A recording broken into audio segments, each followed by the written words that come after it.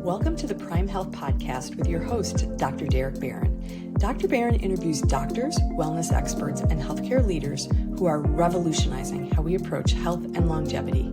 The Prime Health Podcast explores breakthrough science, personal and patient stories, and practical insights that are shaping the future of health and wellness. So sit back, listen in, and prepare to transform how you think about your path towards Prime Health with Dr. Barron and his special guest. Welcome back to the Prime Health Podcast. I'm your host, Dr. Derek Barron. I'm here to bring you cutting-edge insights and practical strategies from leading healthcare experts for your journey to Prime Health in life and in business. Now, I'm sure you've been told what's wrong with you. Very few of us are ever taught why we have a health problem. But today's guest, Dr. Emily Andrews, believes real care starts with education, helping people understand their own bodies so they can move, live, and feel like themselves again. But before we jump in to talk with Dr. Andrews, just a quick message from our sponsor, Grow Solutions, where we believe brilliant healthcare professionals shouldn't have to choose between patient care and practice growth. We handle the business side so you can do and focus on what you do best, which is taking care of your patients and clients.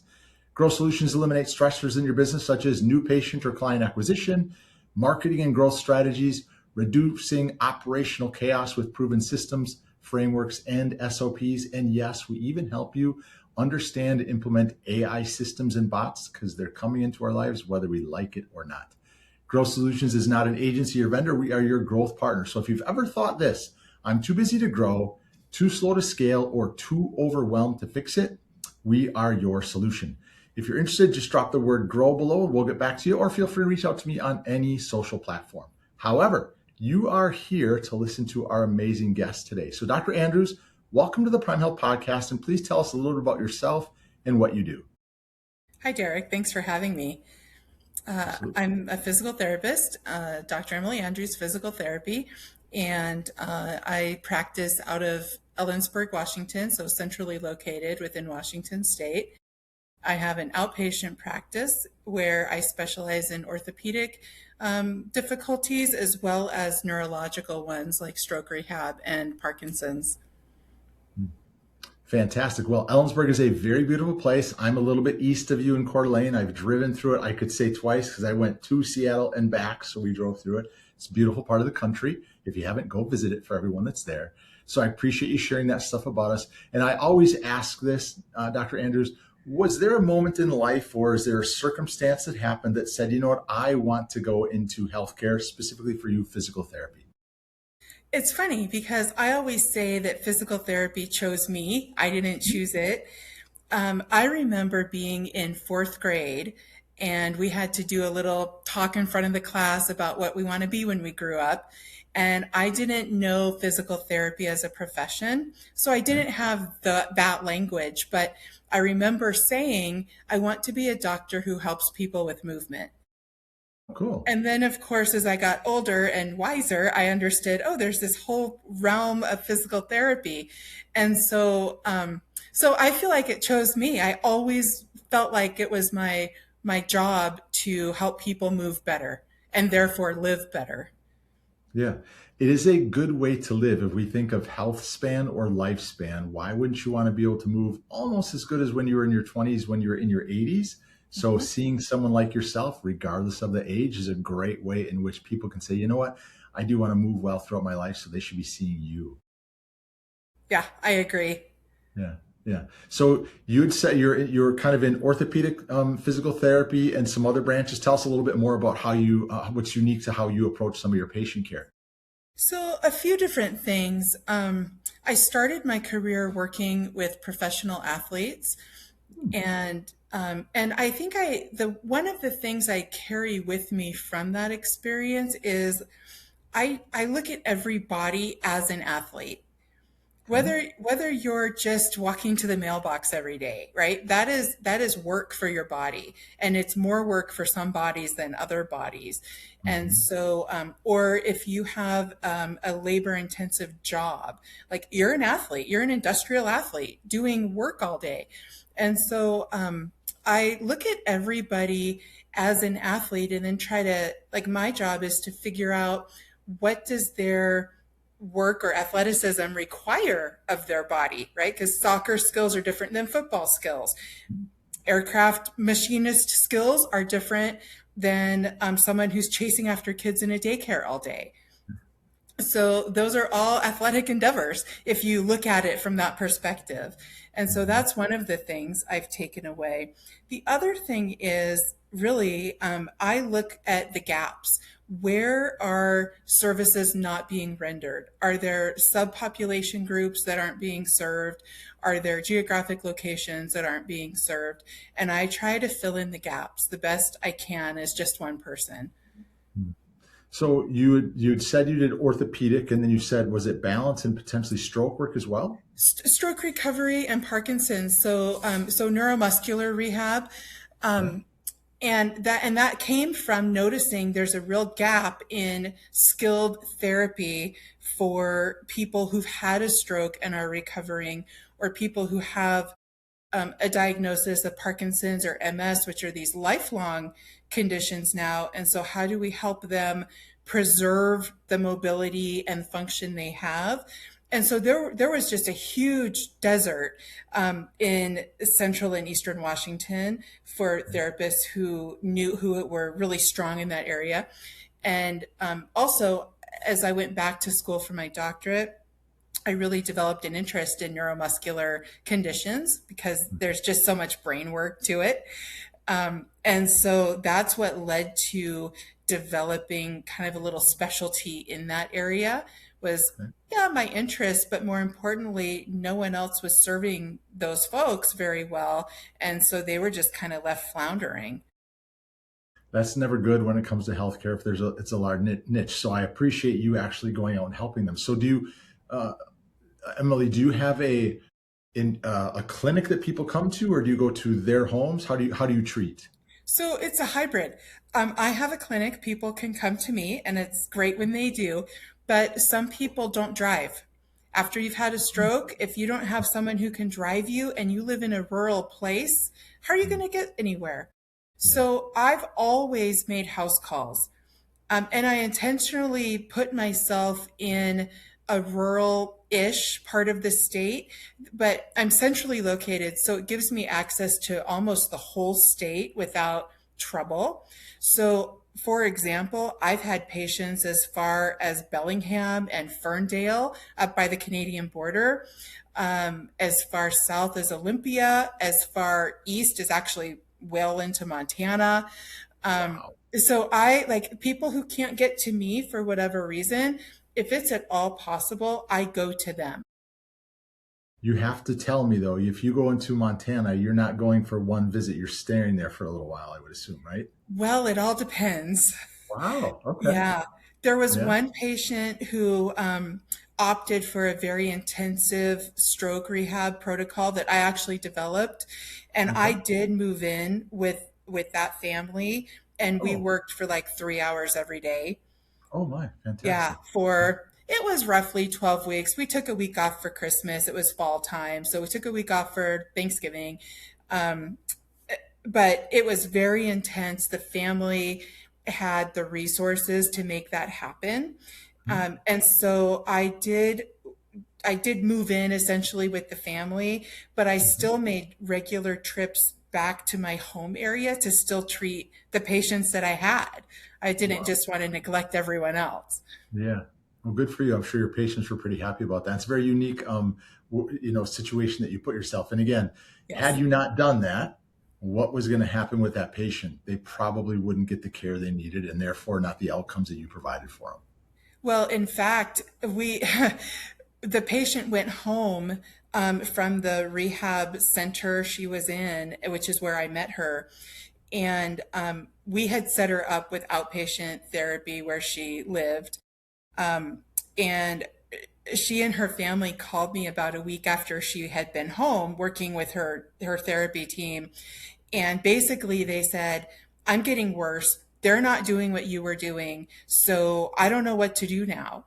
So on my day off, I actually flew to her home and met with her therapy team and showed them what we had been doing when I was working with her and Okay. asked them to please do these things, keep challenging the patient.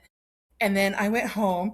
Another week went by. They called again and said, I'm getting worse. I can't walk up the stairs in my house anymore because they're not challenging me enough. And so Mhm. out of that conversation, the request for me to just come and stay and be the therapist is how that kind of evolved. But we tried local resources first. It didn't work for that person. So I felt like, I mean, I was already connected with the patient, and I'm not the kind of therapist who just gives up on Yeah. people. Like, just because you go home from the rehab center doesn't mean that I'm not a resource for you anymore. Yeah. And Understood. yeah, and Yeah. so when the resources we had identified weren't helpful, we just set about solving problems. When people have problems, we need the solutions. It sounds like you are a great solution for that family. So I'm glad to hear that. So you had mentioned that you maybe created your own protocol for stroke Mhm, patients. Is that correct? Could you tell us a little mhm. bit more about your protocol? Yeah, I mean, it's tailored to whatever the person needs, but in a nutshell, it's delivered in the home so we can work within their home environment. Because if your pots and pans are stored next to the sink, filling something with water is very simple. If your pots and pans are stored across the kitchen, and maybe it's several steps to and from, that's a whole different task. Yeah. If you're recovering from a stroke, maybe your balance is poor, maybe one arm isn't working very well yet. And so I like working with people in those real life situations. My whole thing is always getting you back to your normal life. So if you used to do the cooking and you want to do the cooking again, then my job is to figure out how you're going to do the cooking Okay. Love it. and anything else. That's just one Yeah. example. No, it's a great example. It's all about life skills and how we can manage that. And that's kind of a misconception that people think, well, I just go to move my arms or move my legs and get range of motion back. But it's really about work-life balance and work-life activities you can return to. So I'm sure, again, your clients are very appreciative of that. They seem to be, yes. I'm sure they are more than you know, probably. Dr. Andrews, you had mentioned before that you have this patent pending device that you have created. I would love for you to share more about that with our listeners and viewers. So switching gears to talk about orthopedics, back pain is a huge problem for a lot of people in this country and abroad. And there's one intervention that I do sometimes as part of the examination process, but also it's a treatment. And it's just a vertebral mobilization. There's a few different ways to do the technique. Um, and what I like about it is it's super safe. Like, unless you're just a reckless clinician, you're not going to hurt your patient if Right. by trying this technique. And it's also very effective Okay. for reducing pain and sometimes getting rid of pain entirely. And so I often over the years thought there should be something patients can use at home to treat their own back pain kind of on demand. Because what happens so often is people will tweak their back over the weekend or wake up in the morning with some kind of pain and then call, and it's a 2 week wait for an appointment, or then they have to take time off work, or there's an expensive copay, or they have to see a physician and get a referral. Like, we've layered in all these barriers, and meanwhile they're suffering. Mhm. And so I finally, after realizing there was nothing on the market to do what I wanted it to do, to mimic this treatment basically that I do in the clinic, I developed the tool. And then it'll be 2 years ago in February, applied for a patent. So we're in the patent pending phase. Okay.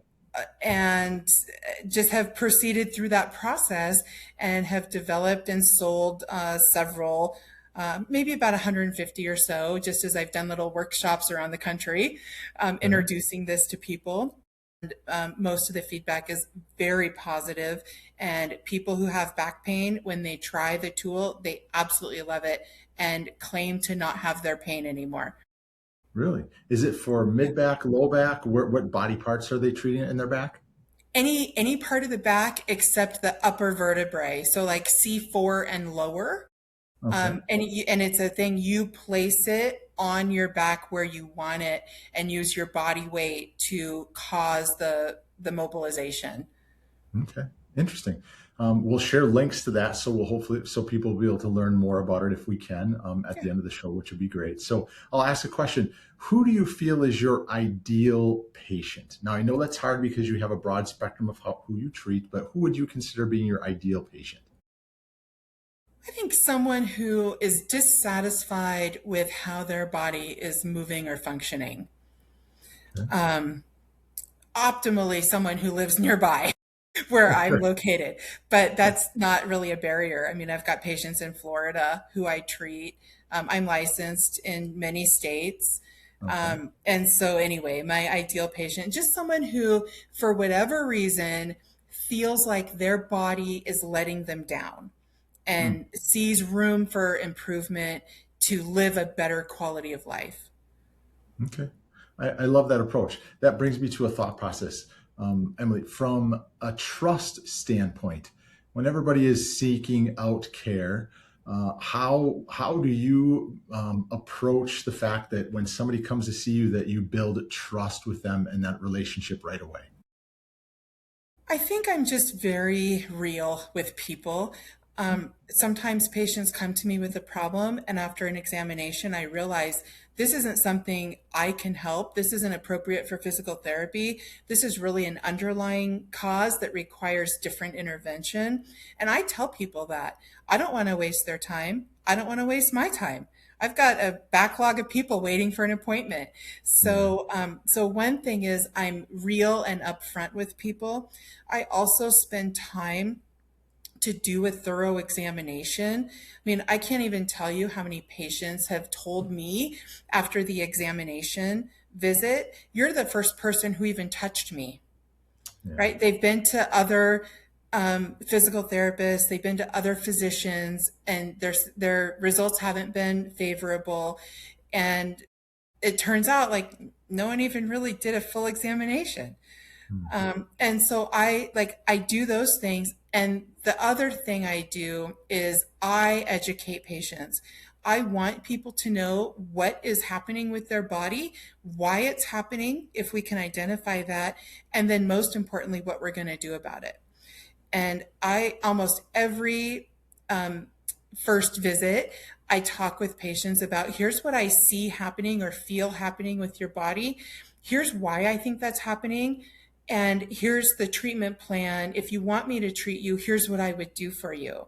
Hmm. And I think patients, based on feedback, really appreciate that because it's so lacking in today's delivery of healthcare. Yeah.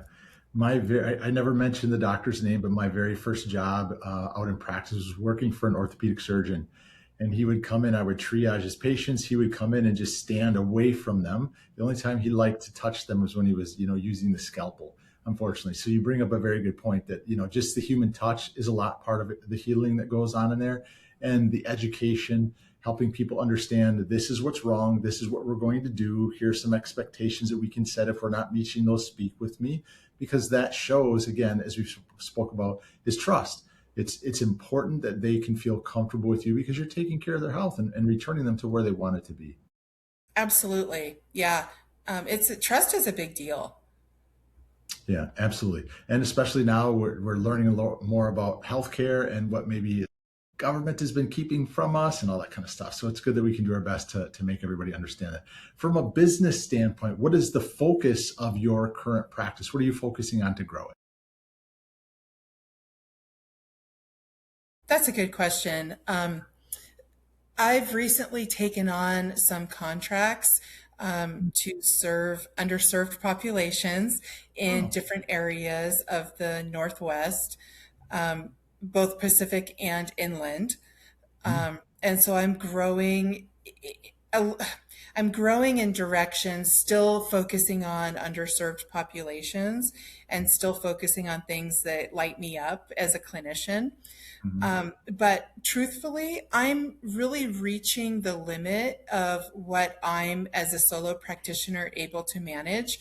I've brought on some administrative support, but to grow further, I need to find other, or at least one other, but other clinicians who are not only skilled, but have the same approach that I have, because I feel like that's really where the magic is. Yeah, it is. It's very like McDonald's is successful because almost no matter who goes into McDonald's, yes, it does taste the same almost anywhere you go. Not that I eat it too often, but it does taste the same wherever you go. And when you bring somebody else in to care for your patients, you want them to do the same job as close as you can or have the same integrity and ethics towards that. That's always difficult trying to replace ourselves, if you wish. It's always a difficult task. Yeah. Yeah. So, from a business standpoint and AI technology, do you implement any AI into your practice? Well, not as much as my AI friends tell me I should. Uh, the EMR and billing software I partner with, or company I partner with, does use AI, but I'm not really involved in that process. I do have an acquaintance, a friendly acquaintance, who is really on the cutting edge and helped develop early AI Mm, technologies. And he's always telling me that I need to really take full advantage. And truthfully, I just need to sit down with him and learn more. yeah. Because what I say a year or two ago, when AI really first arrived on the scene, what I saw was people just hijacking knowledge and Mm, claiming it as their own. And that just does not sit well with me as someone who went to school for 10 years, earned all the degrees, has 28 years of experience in the field. Then comparing that to someone who typed in a few words on a computer and got all this information, yeah. it just really has rubbed me the wrong way. Beyond that, though, I see how AI can be so beneficial and supportive of business in ways that maintain integrity. And that's where my interest would be in learning more. Yeah. It's as I said in the intro, it's coming whether we like it or not. We've got to find a way we can work with us best that suits us with, again, I think ethics and integrity kind of speak back to what you were saying. Hmm. Yeah. So I'd love to get into the positive mode here a little bit. I'd love it for you, Emily, if you could share maybe a success story or two of how you've helped some patients with your care. Yeah, I mean, early on, there was a patient who came to me and said, basically, I've been stuck in this wheelchair for 10 years and I just really want to walk. Like, okay, let's figure that out. Yeah. So I developed a protocol, like how do you get from a wheelchair? It's like a couch to 5K, right? Like wheelchair to walking. And we worked. He did the work. I just led the way. And then he was able to walk and with a walker and then a cane. And then he noticed that he had weekly lunches with his sister and he was having trouble navigating sidewalks and curbs. So then he said, Mm, hey, you got to help me with stairs because I'm having trouble getting on and off a sidewalk from the street level. So, okay, then we started a stair program so that he could manage that better and then not worry so much when he was out in the community. And yeah. I always think he was one of the early successes that I could Mm, draw from. Um, and then any number of patients with stroke rehab. I mean, if you take someone who is living a normal, typical life, doing whatever they want to do in life, and instantly take that away, where they're not able to move half their body or any part of their body that they could move before, yeah. all people want is a return to normalcy when they're in that position. And so then that's why I like to work in the home. That's why I want to know, what did you do before? What was life like for you? Were you a farmer? Do we need to get you back on a tractor? Or are you a horseman? Do we need to get you caring for horses and moving hay safely and filling water troughs and doing all of that? Like, what did you do before? And Mhm. and I think my passion really, and like I'm kind of relentless about it, getting you back to what your normal is just kind of what really lights me up about the work I do. And Good. I'll stop at nothing. to see, like, I mean, if I run out of tricks I can draw out of my hat, then we're done, I guess. But so far that hasn't happened, where there's always something more we can try if we haven't met the milestones we want to meet. Yeah. Well, I would see that I wouldn't want to be a patient that doesn't give my all with you. I think you're going to get everything you can out of me as a patient, but that's a good thing. I appreciate you sharing that with me. From your business standpoint, one last question about that is, what's the vision for your business in the next 3 to 5 years? I just think keep serving, keep Yeah. serving. Um, I'm at the point now where I have just barely started thinking about retirement. So Mm, the 3 to 5 year goals or 10-year goals, I think in my brain are starting to shift. Um, okay. I mean, 10 years ago, it was like, oh, world domination. Let's treat Yeah. everybody, get everyone back to normal. But now it's starting to barely think of what's next in terms of my business. How do I hand that off? Do I hand Mhm, that off? Who do I identify as like worthy of carrying the torch after me? mhm. Or am I still loving it in 5, 10, 15 years and I still just want to keep serving? And Yeah. I don't know. Yeah. Well, it sounds like you have a good idea of what you want. It'll develop over time, just like, Yeah. when people go through New Year's resolutions and goals like that, they have a good idea, but they can change over time, which is all right.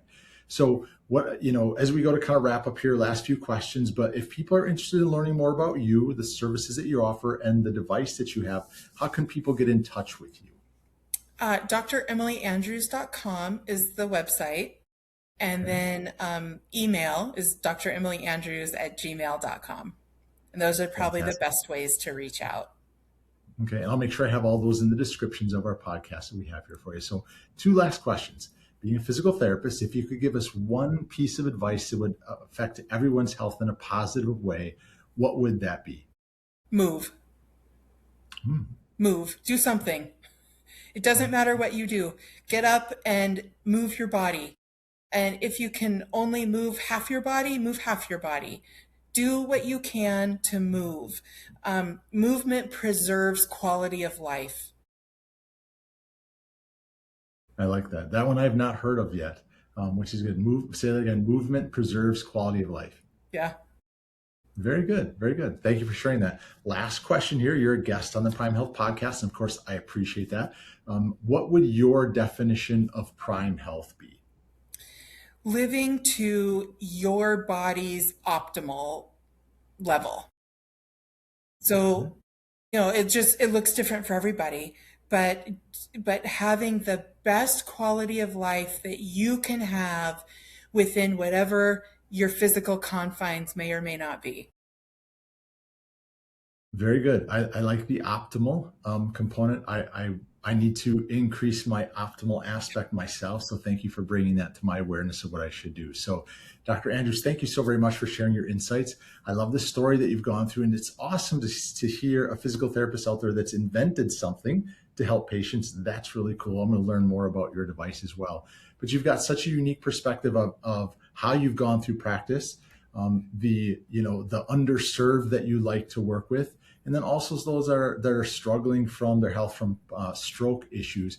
I really appreciate how you share the information. And I always tell this to people that are on the podcast. If there's just one person that you think would benefit from what Dr. Andrews has had to share, please share it with them. We'd love for you to share it to more people. But whether you're in the Washington area or if you're in the Florida area and you think that Dr. Andrews could help you, please do share because it's an important. And I always do tell people, please subscribe to the Prime Health podcast. It would mean a lot.